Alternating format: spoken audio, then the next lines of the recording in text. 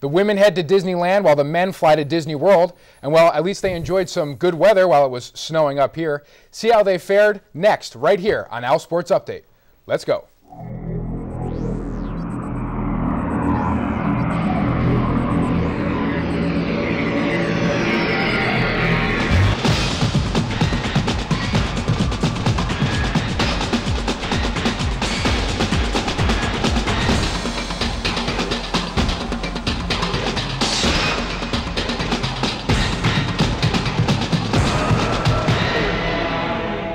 Welcome to Owlsports Update. Tom Monfiletto, I'm Eric Pliny. The Owls didn't come out smelling or looking like Terry Crews, you know, the Chiseled guy in all the Old Spice commercials.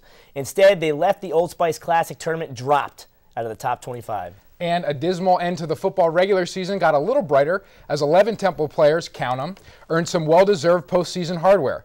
But we'll start on the hardwood as the men headed to the Magic City. I only have 10 fingers.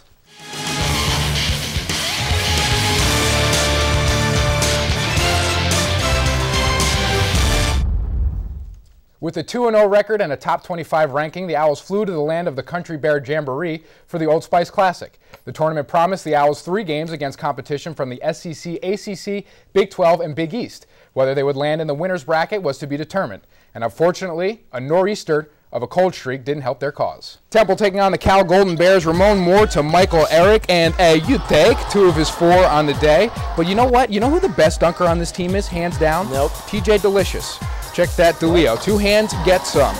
Bench providing a spark all tournament. Cal went on a 16-1 run that included 8 missed shots in a row by Temple. The Bears didn't have any trouble though. Gary Franklin knocking down a 3 there. Jorge Gutierrez for 3. Go to your room. Cal takes the opener 57-51. Temple to the loser's bracket. You know who went to the room in this one? Who was that? Scooty Randall. Oh, okay. Next, Georgia Bulldogs. The middle game of the tourney for the Owls. Scooty Randall, after the loss to Cal, said it hurt a lot, and you could tell he took it personally, scoring 15 of a season-high 18 in the first half. Owls take the lead on this shot right here. Brains it. Travis Leslie, though, getting some FaceTime on Owlsports, crushing souls. Then again, steal in the open court. Hide your children ties. Leslie, 14 points in the game. That one counted for half of them. Owls would respond, though. Lavoy Allen feeding Raleigh Jepson. Can't stop till you get enough. Come on. 2 of his 5 points gives the Owls a 46-42 lead. Owls hold on 65-58. So the Owls in the 5th place game, how motivating. First half, Juan Fernandez, ice cold the entire tournament. Finally finds a net with this one. This was actually the first basket of the game. Temple up 3-0. Fernandez finished with 10 points, which was actually a team high, if you can believe it. Lavoy Allen, who struggled to really take over on offense, only 9 shot attempts in this game, 4 in the first half. That was one of them. Allen finished with 10 as well. Late in the game, after erasing a 13-point deficit, Temple up 1 with 23 seconds to go. Dash Harris misses from 3, but B.J. Holmes blocks out Juan Fernandez. Bucket, foul, A&M takes the lead. Last possession, Coach Dunphy wanted the ball in Juan's hands. Can't get a better look than that. Finkel! Fernandez 2 of 16 from the arc for the tournament. Temple falls 57-54, 3-2 on the season. Coach Dunphy, your thoughts? If you have an opportunity to win 2 games in this kind of field, then it's really a great trip. And then if you don't, you're 1-2 coming out of here, you're disappointed. I thought we played 3 really good basketball teams, and I think we learned a lot about our team. But I think what we learned was we're not as good as we were regarded early on. Can we get there? That's the hope, you know. But we're still a work in progress, and we need to really get better as a basketball team. As some may have expected, coming off a less than impressive performance in Florida, the Owls dropped out of the top 25, receiving 0 votes in the AP poll and only 5 in the ESPN USA Today coaches poll. The Owls have the chance to gain some more credibility and good favor if they can pull off victories over ACC foe Maryland in the Verizon Center on Sunday. There's also 16th ranked Georgetown coming to North Broad on December 9th. The Owls flew to the Great Lakes region, to take on the Central Michigan Chippewas, who ran away with the MAC football championship a year ago. Apparently the basketball team isn't as strong. The Owls came away with a 12-point victory, 65-53. Juan Fernandez dropped 18, while Lavoy Allen recorded his first double-double of the season. Next up, the Maryland Terrapins, Sunday night in the district. A lot of Division I athletes were great players in other sports prior to college. Temple center Michael Eric at 6 foot 11 inches is no exception. I bet you can't guess what his former sport was. Racquetball. No. Well, Eric didn't start playing basketball until high school. In fact, he didn't start playing until he came to the States. Growing up in Nigeria, West Africa, his original sport was actually soccer. Everybody was like, you tall. I think basketball should be where you should play. And I started playing basketball, and I was doing things that was making people excited. After the season, home is never too far away. I try to do it every summer to visit my parents.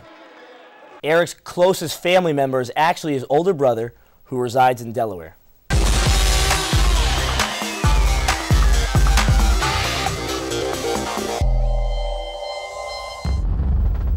The Owls did not have a good turkey break, dropping both contests to Pepperdine and 13th ranked UCLA out in California, but they did have a good turkey day. Flying out west to Cali, Mrs. McCarthy, Kristen McCarthy's mother, had the entire team over for Thanksgiving dinner.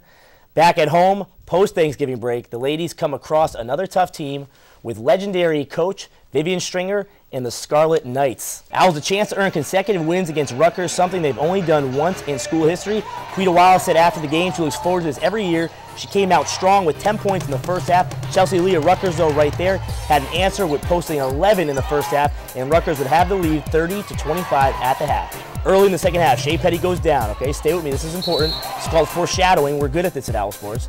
Fast forward to the final 2 minutes of the game. Petty's back, puts her team up by 6, but Rutgers' Erica Wheeler, improbable shot right here to tie it with 40 seconds left. Owls turnover.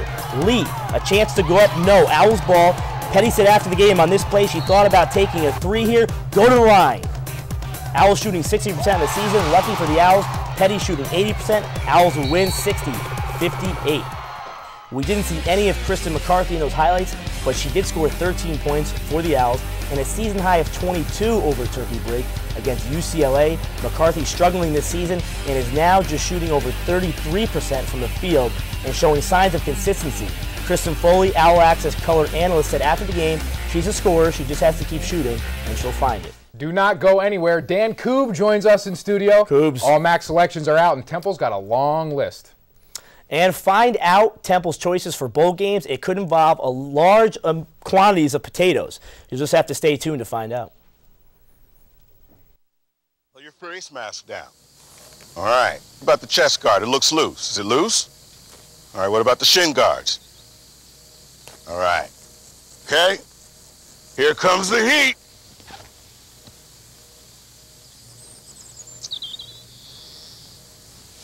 Bring it in. Bring it in. Good hustle. You don't have to be perfect to be a perfect parent.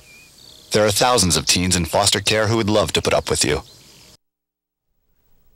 A very uncomfortable wait for Al Golden and his team as they wait to see if they will play in a bowl this season. Not much is different this year than last year, other than expectations. Well, they'll have to wait until Sunday, December 5th to hear the news. The good news for the Owls is that all early bowl projections predict Temple to be in a bowl, but opinions differ as to which bowl that will actually be. And when you think of Vegas, you might automatically think of tigers, babies, and tiny dudes jumping out of trunks with crowbars, but the Sin City also hosts its very own bowl game at the corner of Get Yourself a Map and, ESPN college football analyst Mark Schleybaugh projects the Owls to land in the Mako Bowl to play the Utah Utes, these two Utes, who've been ranked as high as 5th in the nation this year. Another option, the Humanitarian Bowl, hosted in Bronco Stadium, currently hosts a WAC and MAC team. Bad news for Temple. Boise State's loss to Nevada cost the Broncos their BCS bowl bid, so they could stay home where they're 3-1 in bowl games. Last time these two teams met in anything was in 2000 NCAA women's basketball. Temple won 82-52. Different sport, big difference. Boise State ranked 11th. Good news is gift baskets at the game's conclusion will be filled with potatoes and wedding invitations. And who better to discuss this than the MVP of his respective Turkey Bowl, Daniel S. Koob. Take it away there, Dan Buckus. Thanks, Tom. And by the way, this guy over here had a Thanksgiving game that would make even Cam Newton a little red in the cheeks, but I'm not here to discuss that. I'm here to talk about players who have a little cherry on their helmets. 11 guys selected to all MAC teams, 8 of which made the first team selections. Let's take a look. 4 offensive players and 4 defensive players were named to the team. Despite missing time in 6 games this season, sophomore running back Bernard Pierce was a first-team MAC performer. The list also includes senior offensive lineman Colin Madison and Darius Morris, and junior tight end Evan Rodriguez. The ones keeping the scores low are senior safety Jaquan Jarrett and 3 members of the Owls defensive front, senior Elijah Joseph and juniors Adrian Robinson and Muhammad Wilkerson. All 3 provided the penetration up front for the Owls D all season. Matt Brown and Peanut Joseph garnered second team recognition, and Michael Campbell was named to the third team. Now, Jarrett, Madison, Morris, Pierce, Robinson, and Wilkerson, try saying that again, are repeat MAC first teamers. The program hasn't seen that since 2001 and 2002 when Dan Klecko did it. And back then, the Owls played in the Big East Conference. That does bode well for this group of Owls, however, seeing as though the former defensive tackle Klecko has 2 Super Bowl rings with the Patriots and 1 with the Colts. And gentlemen, it'll be interesting to see where this team lands come bowl season, because I know for sure if they end up in Sin City for the Las Vegas Bowl, the 3 of us are going to have to find one more person to successfully paint owls across our chests. Back to you guys.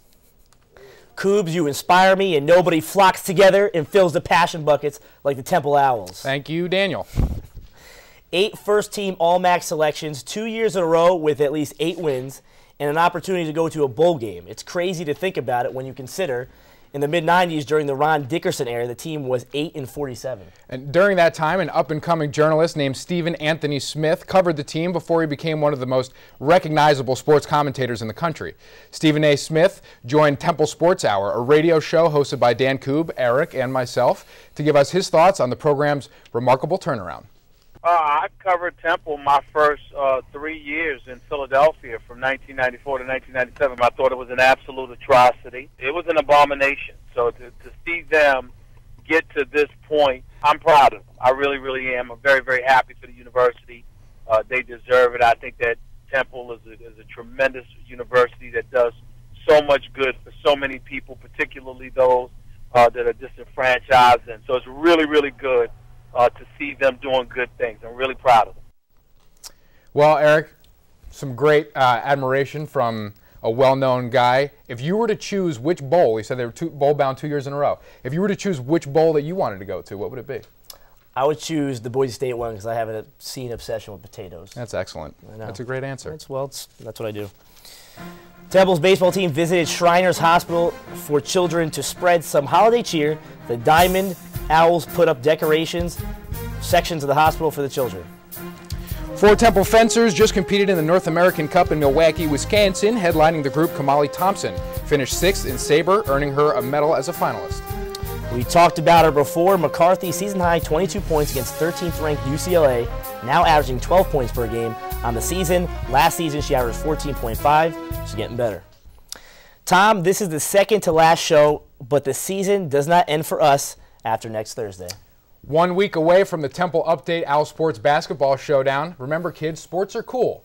News is not. And, oh, look, the line just came in, and Owlsports is favored by 35.5 points. Weird. We'll see you next time. I don't know who I'm going to take. Yeah, it's strange. Don't know if we have enough time.